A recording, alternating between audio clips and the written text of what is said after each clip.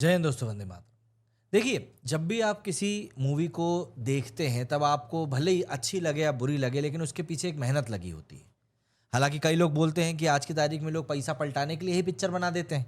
ध्यान ही नहीं देते कि भैया कहानी क्या है, स्क्रीन प्ले क्या है, डायलॉग्स क्या है, क्या किस तरीके से शूट किया जा रहा है, क्या काम किया है एक्टर्स ने, वीएफएक्स कितना अच्छा है, सीजीआई कितना अच्छा है। बहुत सारी बातें लोग करते हैं, बट आखिर में देखिए पैसा तो लगा ही होता है।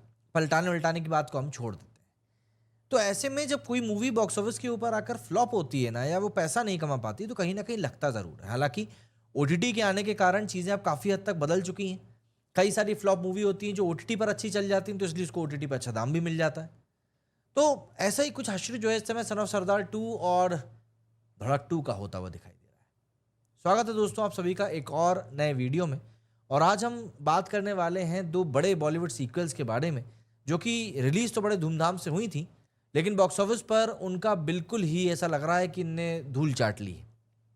सन ऑफ सरदार 2 और धड़क 2, ये दोनों फिल्में 1 अगस्त 2025 को रिलीज हुई, लेकिन इनका बॉक्स ऑफिस कलेक्शन एक्सपेक्टेशन से इतना नीचे जा रहा है कि मतलब ऐसा लगता है कि मतलब नीचा ही दिखा दिया इन लोगों ने अपने मेकर्स को।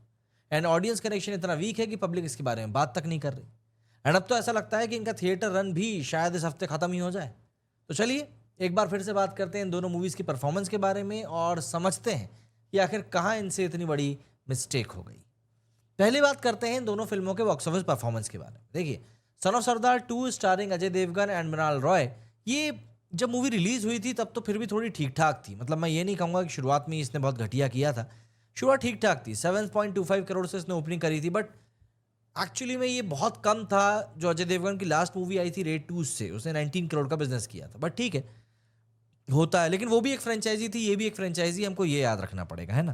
तो ऐसे में इसने 7.25 करोड़ से शुरुआत करा, फिर 8.25 करोड़ गई, फिर 9.25 करोड़ गई। मतलब शुरुआत के 3 दिनों में 24 करोड़ का इसने बिजनेस कर लिया। बट उसके बाद कहानी बिगड़ गई। मंडे को 2.35 करोड़, ट्यूसडे को 2.75 करोड़ और वेडनेसडे को तो 1.5 करोड़ के आसपास का ही कलेक्शन किया है। अब बात ये हो रही है कि इसी पॉइंट ऑफ टाइम पर नरसिम्हा, जो कि अपने दूसरे हफ्ते में थी, उसने ताबड़तोड़ कमाई करी। मतलब 8 करोड़, 10 करोड़, 20 करोड़ ऐसा कलेक्शन गया उसका इसके साथ में। तो वहां पर एक बहुत ही स्टिफ कंपटीशन क्रिएट हो गया। और अब कंडीशन ये है कि इस मूवी का नेट कलेक्शन इंडिया में अभी तक 32 करोड़ हुआ है। वर्ल्ड वाइड कलेक्शन अभी इसका क्लियर आया नहीं है और ऑक्यूपेंसी इसकी 10% भी नहीं जा पा रही। और बजट इस मूवी का करीब करीब 100 करोड़ रुपए बताया जा रहा है। तो ये एक बहुत बड़ा ड्रॉबैक सा नजर में आ रहा है इस समय इस मूवी को लेकर, क्योंकि आप अगर अपनी मूवी का बजट ही रिकवर ना कर पाए बॉक्स ऑफिस पे जाकर, तो फिर बहुत ज़्यादा दिक्कत हो जाती है। अगर मूवी 60 करोड़ भी कमा लेती है ना, तो भी बहुत बड़ी बात है फिलहाल के लिए। अगर हम अब धड़क 2 की बात करें, तो उसकी कहानी भी कुछ ऐसी ही। इसमें सिद्धांत चतुर्वेदी और तृप्ति डिमरी की एक डायनामिक जोड़ी दिखाई दी थी और लग रहा था कि यार ये मूवी अच्छा करेगी, क्योंकि धड़क के बाद में ये एक मूवी बहुत ही स्ट्रॉन्ग टॉपिक के ऊपर आ रही थी, प्लस एक्टर्स बहुत अच्छे थे। लेकिन यहाँ तो हाल और भी बुरा है। ओपनिंग डे पर सिर्फ 3.35 करोड़ और वीकेंड पर सिर्फ 11.5 करोड़। डे 6 तक ये मूवी, मतलब मैं अब क्या किस मुंह से आपको इसका कलेक्शन बताऊं, इतना बुरा हो रहा है इसके साथ। तो मतलब अभी तक इसका कलेक्शन सिर्फ 15 करोड़ रुपए हो पाया है। कल का कलेक्शन इसका मियर 1 करोड़ को पार कर पाया, वरना लाख में सिमट जाता। और आज तो मेकर्स उम्मीद यही कर रहे होंगे कि भैया 1 करोड़ जैसे थे टच ही कर जाए, क्योंकि नहीं आ रहा है इसका अच्छा कलेक्शन, है ना। ट्रेड एनालिस्ट बोल रहे हैं कि ये फिल्म 20 करोड़ भी शायद क्रॉस नहीं कर पाएगी। एंड ये 2025 की हो सकता है अब तक की सबसे बड़ी डिजास्टर भी बन जाए। दोनों मूवीज के लिए एक्सपेक्टेशंस थी कि बड़े सीक्वल्स होने की वजह से पब्लिक में क्यूरियोसिटी रहेगी और स्टार पावर काम करेगा। लेकिन सैयारा और महाअवतार नरसिम्हा के सामने ये दोनों बिल्कुल ही फीके पड़ गए। सोशल मीडिया पर एक यूजर ने लिखा कि धड़क 2 tanked badly and collected nearly 10 crore net in its first weekend. और ये नंबर्स अपने आप में एक दर्द को बयां करते हैं कि ऑडियंस का इंटरेस्ट इनमें बिल्कुल भी नहीं है। अब ऑडियंस कनेक्शन की अगर हम लोग बात कर लें, तो हमने नरसिम्हा और सैयारा को लेकर ऑडियंस कनेक्शन की बात करी कि कैसे पब्लिक ने उनको इतना प्यार दिया। लेकिन सन ऑफ सरदार 2, जो कि एक मसाला एंटरटेनर है, अजय देवगन की स्टार पावर है, मृणाल ठाकुर हैं, रवि किशन, दीपक डोबरियाल जैसे बड़े एक्टर्स हैं, इन सब के होने के बावजूद भी फिल्म का वाइब कहीं ना कहीं पब्लिक से कनेक्ट नहीं कर पाया। जबकि एक फैमिली फ्रेंडली मूवी थी। पंजाबी अच्छा खासा एक्शन भी था इसमें, कॉमेडी भी थी, उसके बावजूद भी। एक और यूजर ने लिखा कि the border sequence in son of Sardaar 2 is worth your ticket money. Public has to, मतलब हंस हंस के गिर जाएगी इस मूवी इसके सीक्वेंस में। लेकिन क्रिटिक्स ने इसकी स्टोरी को बहुत ही डेटेड और ओवर स्टफ्ड बताया है। एंड सेकेंड हाफ में प्लॉट वीक लगा। इंडियन एक्सप्रेस के शुभ्रा गुप्ता ने इसको 2 स्टार्स दिए और बोला कि it's a made up crapper, that means slacking, मतलब मूवी बहुत ही खराब है। धड़क 2 एक सोशली रिलेवेंट लव स्टोरी रही वहीं पर, जो कि कास्ट और क्लास इश्यूज को दिखाती है। इस मूवी को इंस्पायर्ड बताया जा रहा है तमिल मूवी पेरियरम पेरुमल से। सिद्धांत और तृप्ति की परफॉर्मेंस को क्रिटिक्स ने पसंद तो किया, तरण आदर्श ने इसे हार्ड हिटिंग भी कहा और अनुराग कश्यप ने इसको golden era of film making कहा। बट कुछ यूजर्स ने इसको एवरेज भी कहा और कहा कि ये रीमेक होकर भी एक एवरेज मूवी ही दिखाई पड़ती है और ऐसा लगता है कि काफ़ी पीछे छूट गई। मतलब इसने इसकी जो पेसिंग है उसने पूरी इश्यूज के वाइब को ख़राब कर दी।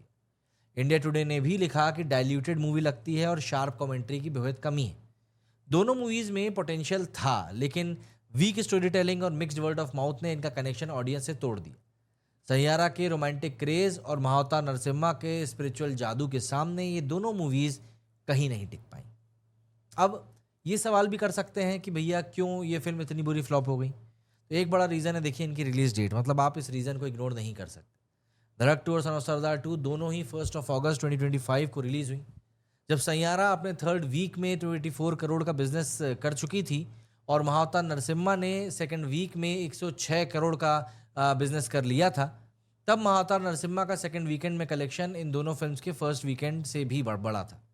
सैयारा ने अर्बन मल्टीप्लेक्सेस में 19.42% की ऑक्यूपेंसी दिखाई ऑन डे 15 और महावतार नरसिम्हा ने तेलुगु 3D शोज में 90% की ऑक्यूपेंसी दिखाई। इनके सामने सन ऑफ सरदार 2 के एडवांस बुकिंग में सिर्फ 28,000 टिकट्स एंड धड़क 2 के आई थिंक अराउंड 18,000 टिकट्स बिके थे।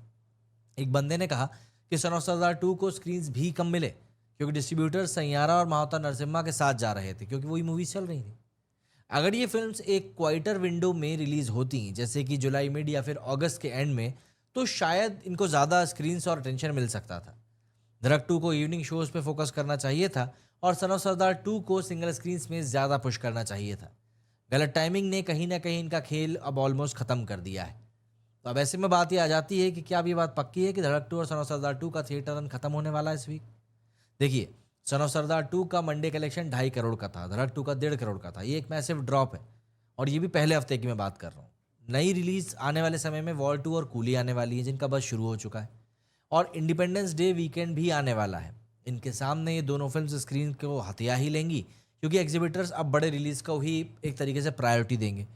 तो ये चीज़ें जो है ना मूवीज़ के लिए और स्ट्रांग होती जाएंगी, मतलब ख़राब होती जाएंगी।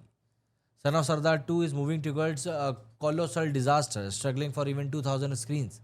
धड़क 2 के लिए भी एक बंदे ने लिखा कि बिगेस्ट डिजास्टर बन चुकी है। अगर ये फिल्म वीकेंड में रिकवरी नहीं दिखाती तो ये OTT पे जल्दी शिफ्ट हो सकती है, लेकिन OTT पे भी इन्हें स्ट्रॉन्ग वर्ड ऑफ माउथ चाहिए, वरना वहाँ भी स्ट्रगल ही होगा। तो फिर आखिर में बात वही आ जाती है कि क्या मेकर्स को शुरुआत में ही थोड़ा सा ध्यान नहीं देना चाहिए था इन चीज़ों के ऊपर। समझ से परे हैं ये कुछ चीज़ें, क्योंकि पैसे का नुकसान तो हुआ ही हुआ, टाइम और एनर्जी का भी नुकसान हुआ। कमेंट करके ज़रूर बताइएगा कि आपका क्या कहना है इस बारे में। मेरे इस वीडियो फिलहाल इतना ही। जय हिंद, जय भारत।